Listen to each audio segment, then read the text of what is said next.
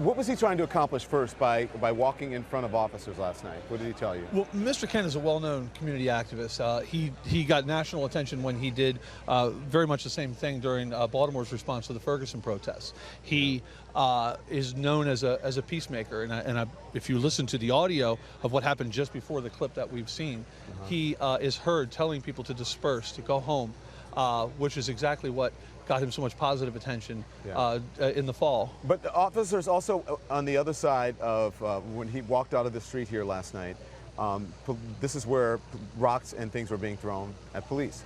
So police may have thought that he was part of that crowd. Again, Chris Cuomo said the same thing on our air last night. Maybe they thought he was. No, he is walking with his hands up, but he's talking to media. He's telling media, go home, you shouldn't be on the street. We have every right to be there. We were told to be there. Absolutely. So, but what it doesn't show is what happened before this, where he was telling protesters the same thing. Right. A helicopter at that point had just, unlawfully, I should add, told media to go home. A police helicopter made an announcement, media, leave the area immediately.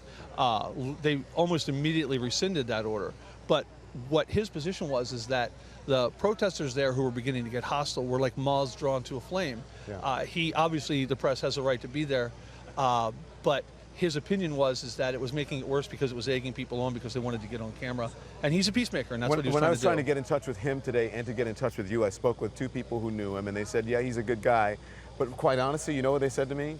They said he should have had his butt at home last night. That's what they said to me.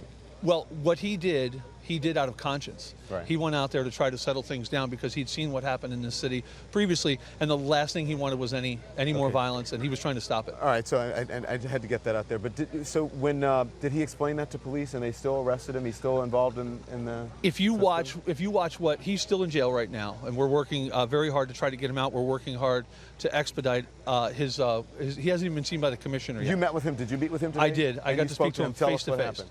Well, I went in to see him, and the main reason that I did that is because there was a huge uproar. I was getting thousands and thousands of Twitter requests to go and locate him, which I did late last night, and then go to see him just to verify that he was safe because of the nature of the way that he was taken.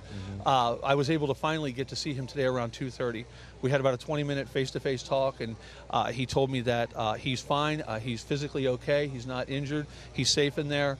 Everything is fine. He's eager to get out, and we're eager to get him out, and we're hoping that that happens very, very rapidly. But what he wanted me to tell people most was that he doesn't want any violence in his name. When he heard from me how many people were so upset and the nature of the tweets and messages that I was getting all day in the thousands. So it's a misunderstanding. So the people I spoke to who knew him today, you're saying they don't know the whole story. Well, no, what I'm saying is that you could also say that anyone who does something brave to try to do something good for others could have had their butt at home. Yeah, but that's what I'm saying to you. That's exactly what I'm saying to you. They don't know the whole story. Exactly. He's trying to do something good, and they're saying maybe he should have been at home and not been in the middle of it. But in his estimation, he's trying to do a service. He can't help but do things good for his community, and he's trying to do that. And whether or not he should have been at home is a discussion for another day, but I think the broader issue here was his motivation, and someone was trying to do something good in the face of something bad, and I think we should respect that.